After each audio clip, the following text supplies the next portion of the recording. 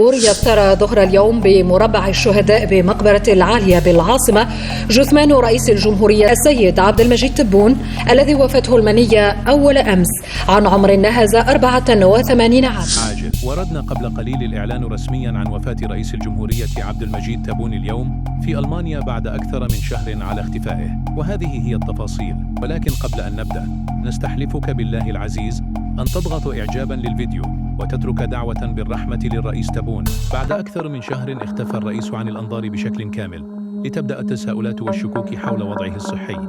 المصادر المقربة أكدت أن تبون كان يعاني منذ سنوات من مرض خطير استدعى تنقلات متكررة إلى ألمانيا لتلقي العلاج اللازم، لكن هذه المرة تدهورت حالته بشكل مفاجئ ليلفظ أنفاسه الأخيرة عن عمر ناهز 84 عاما. الجزائر عاشت خلال الأسابيع الماضية على وقع الغموض والتكتم، حيث اكتفى الإعلام الرسمي ببث مقاطع قديمة للرئيس على أنها ظهور جديد في محاولة لتهدئة الرأي العام وإخفاء الحقيقة.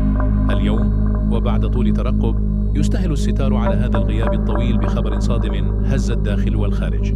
وفاة الرئيس تفتح الباب أمام أسئلة ثقيلة: من سيخلفه؟ وكيف ستتجاوز الجزائر هذه المرحلة الحساسة في ظل هذا الغموض؟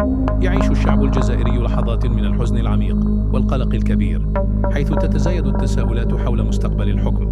المحللون السياسيون يحذرون من فراغ قد يفتح المجال لصراعات غير متوقعة داخل مؤسسات الدولة. الشارع يترقب بحذر خطوات القيادة القادمة وسط شعور عام بالترقب والتوتر، وفي الوقت نفسه تتذكر الجزائر إنجازات تبون ومسيرته الطويلة رغم الجدل والخلافات التي صاحبته. السؤال الأكبر يبقى قائما: كيف ستتجاوز البلاد هذه اللحظة الفارقة وتستعيد توازنها السياسي والاجتماعي؟ رحم الله الرئيس عبد المجيد تبون وأسكنه فسيح جناته. إنا لله وإنا إليه راجعون.